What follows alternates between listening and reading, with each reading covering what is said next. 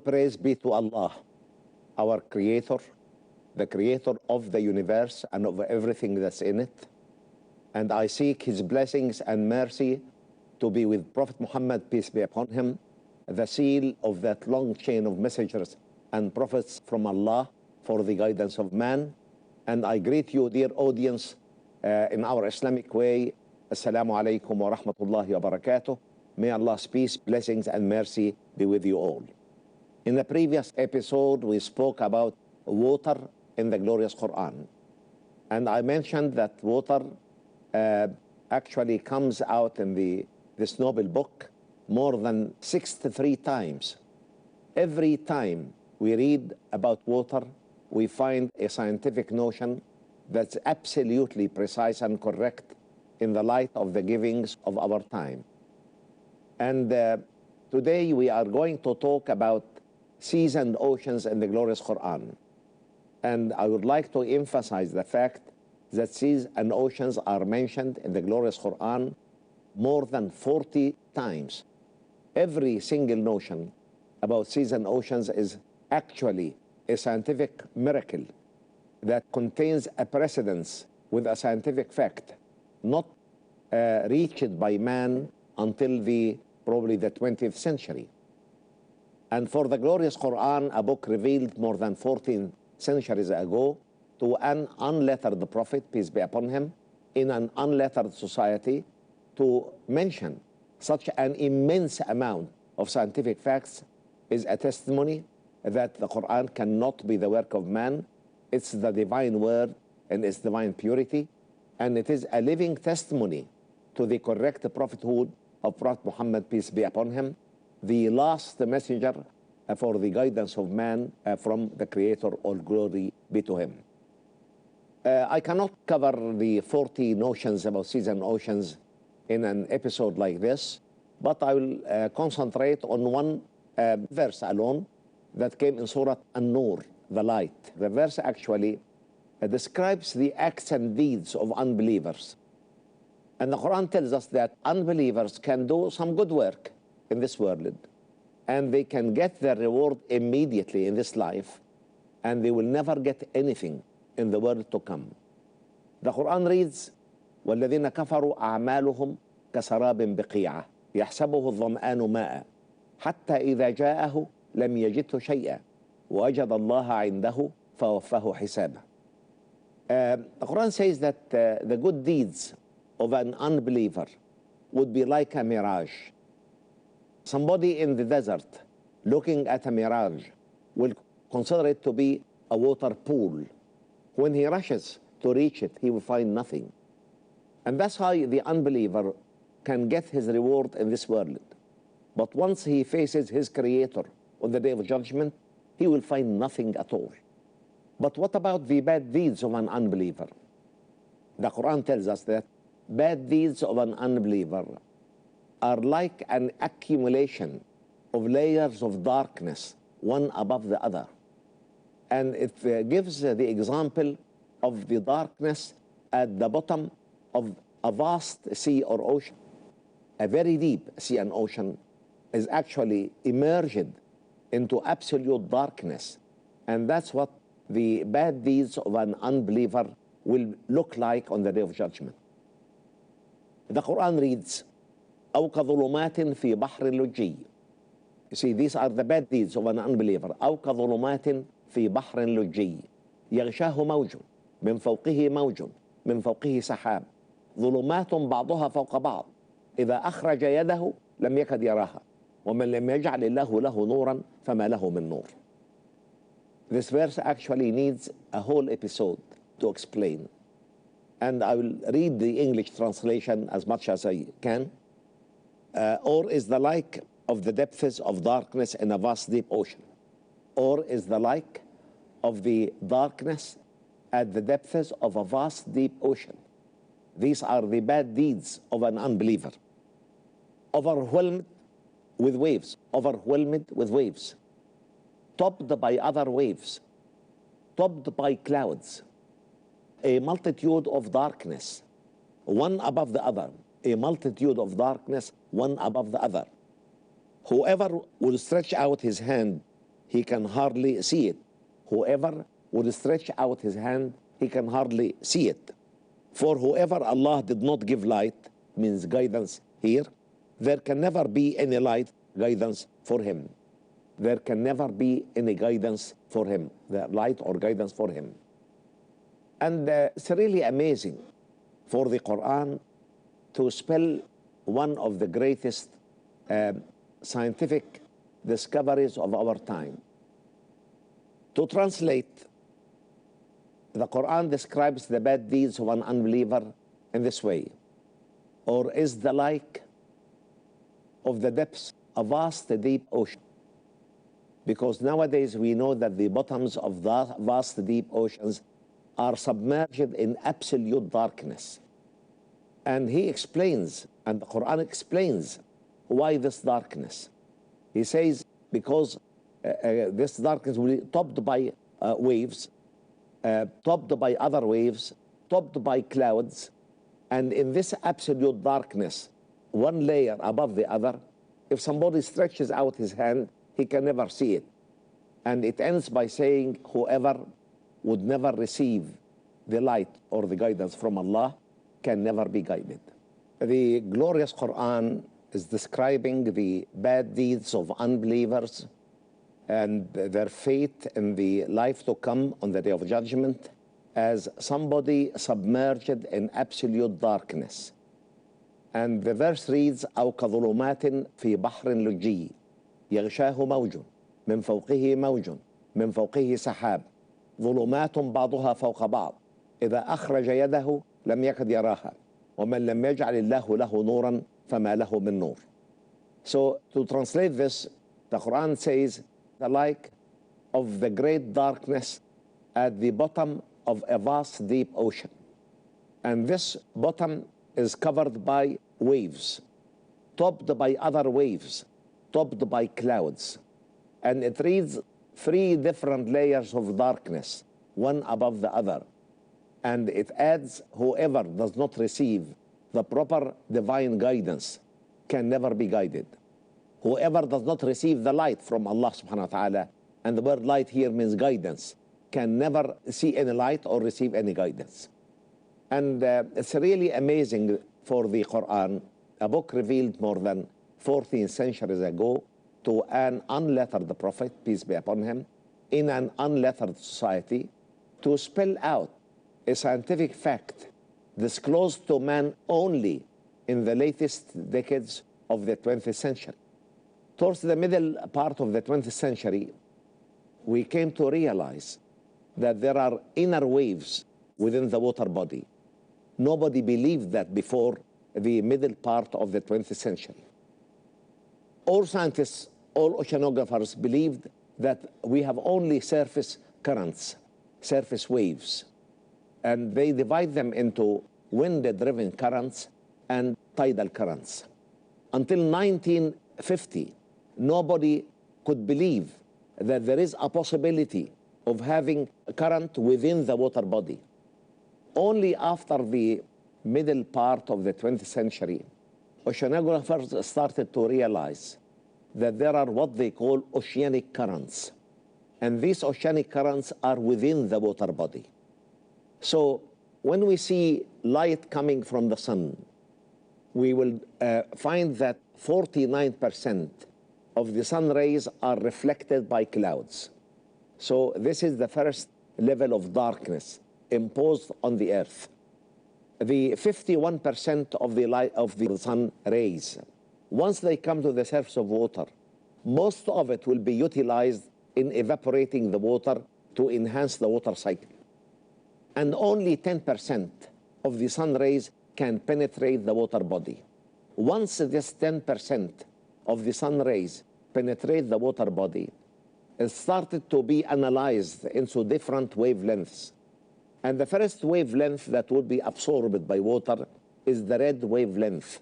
So much so that if a diver would get hurt at a level more than 10 meters, he can never see the blood because all the red waves have been absorbed by water.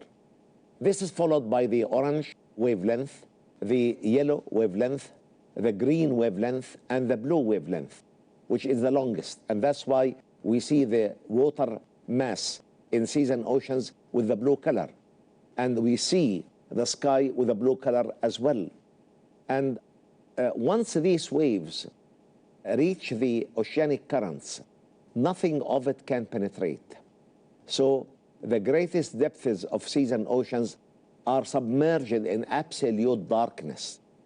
The red wavelength is absorbed at 10 meters. At 100 meters, only 0.1% of the sun rays can penetrate, also being analyzed in its different wavelengths. After 200 meters, only 0.1% can penetrate. Once we reach the oceanic currents, nothing can penetrate at all. And if we know that the average depth of oceans is in the range of 4 kilometers, and the sum of the depths of oceans can exceed 11 kilometers, like the Mariana Deeps in the Pacific Ocean, we can imagine that the greatest part of the deep oceans are actually submerged in absolute darkness. We will have a short break and we'll come back to comment on this absolute darkness at the bottoms of seas and oceans, which the Qur'an tries to simulate the bad deeds of unbelievers on the Day of Judgment with it. So wait for us and we'll come back to you soon. Welcome back, dear viewers. We were talking about the similarity of the bad deeds of unbelievers on the Day of Judgment. And we mentioned that the good deeds of any unbeliever will be rewarded in this world, and he will never find anything on the Day of Judgment out of what he did good in this world. But the bad deeds are simulated in the Qur'an by a multitude of darkness, a layer of darkness above a layer of darkness above a layer of darkness.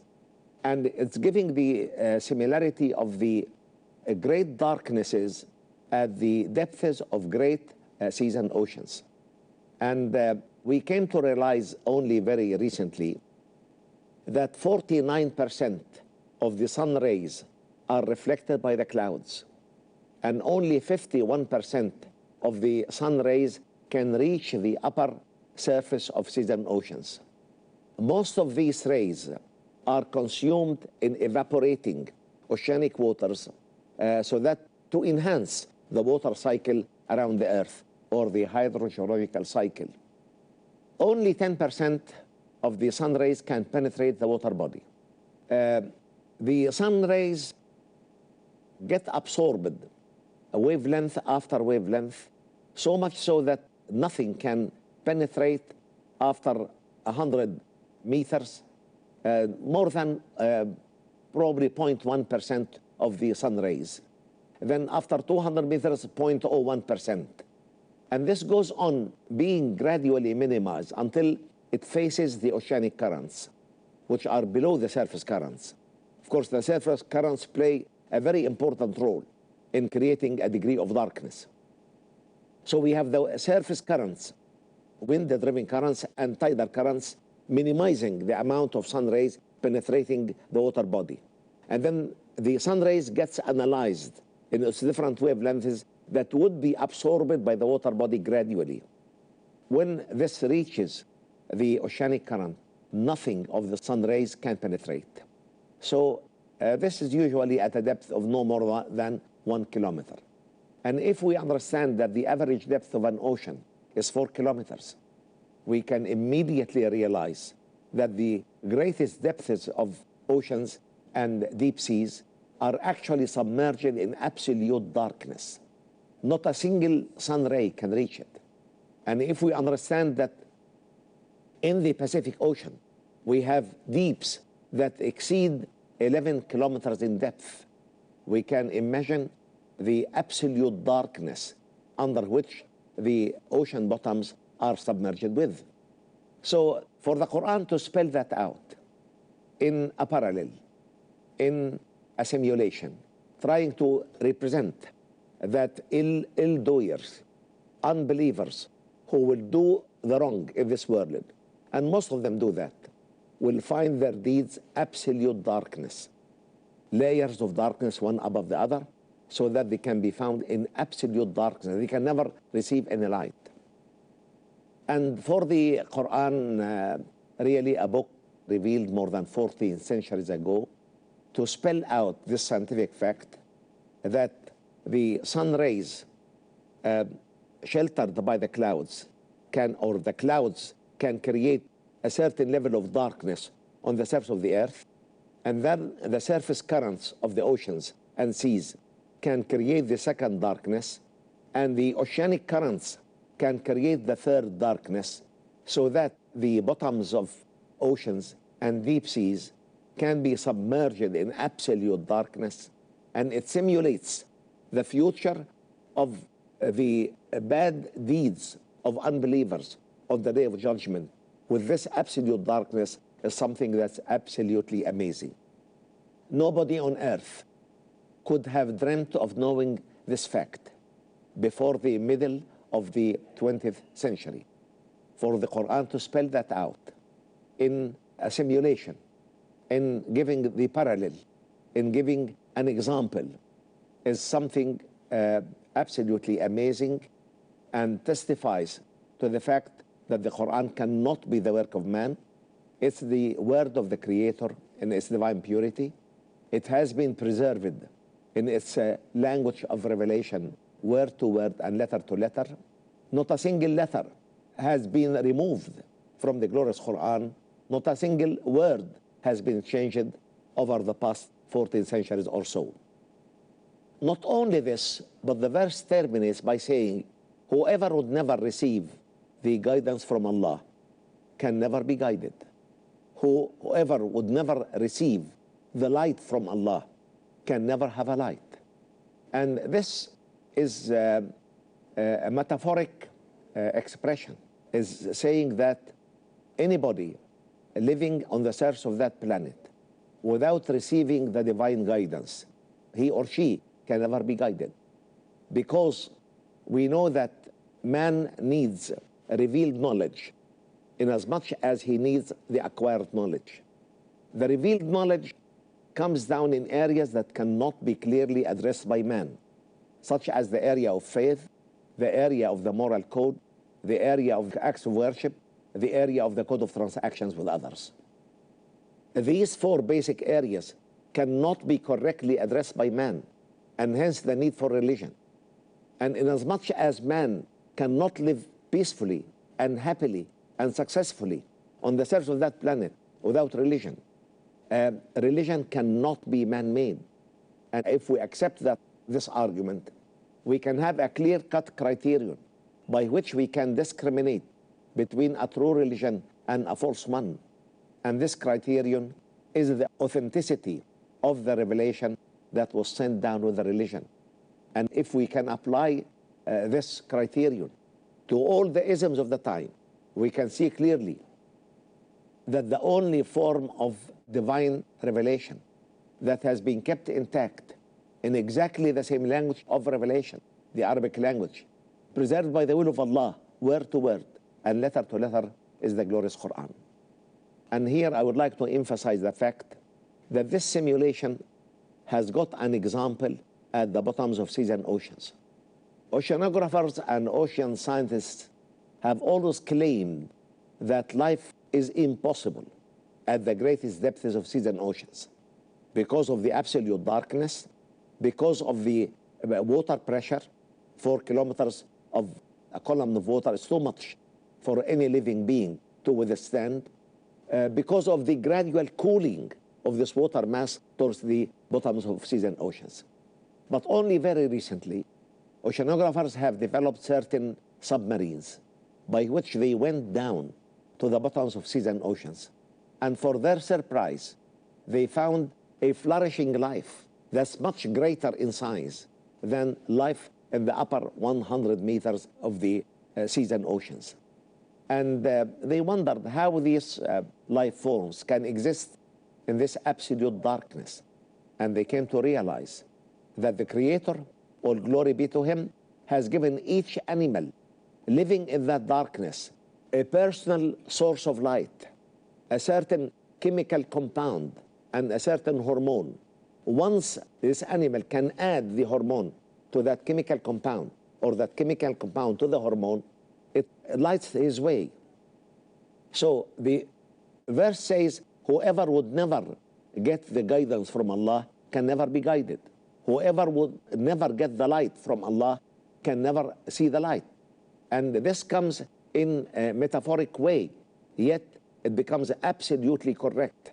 And we have recently discovered that all animals and plants living at the great depths of seas and oceans have got a personal source of light which was given to them by the Creator, all glory be to Him.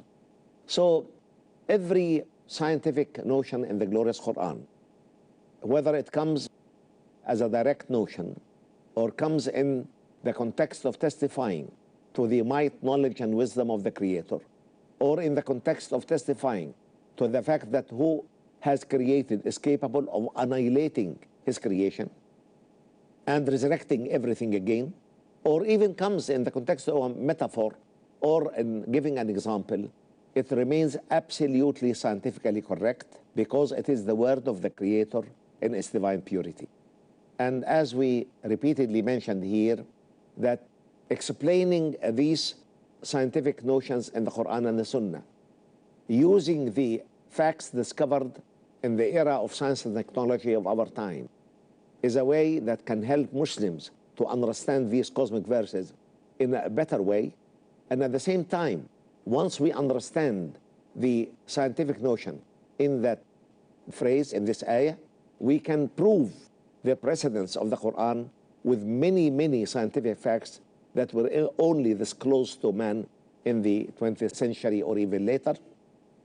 And this precedence of the Qur'an with a large quantity of scientific notions is a living testimony that the Qur'an cannot be the work of man. It's the divine word in its divine purity. And this can be used as a source of da'wah, inviting people to Islam in the era of science and technology we are living in an era whenever you discuss something with anybody, he will ask for the scientific proof. And these scientific notions in Qur'an and Sunnah are the scientific proofs of the authenticity of the Qur'an, the divine nature of the Qur'an, and the correct prophethood of Prophet Muhammad, peace be upon him. With this, I come to the end of this episode, hoping to meet again in another episode on the same topic. And until that time, I leave you in peace and blessings of Allah subhanahu wa ta'ala. Wassalamu alaikum wa rahmatullahi wa barakatuh. May Allah's peace and blessings be with you all.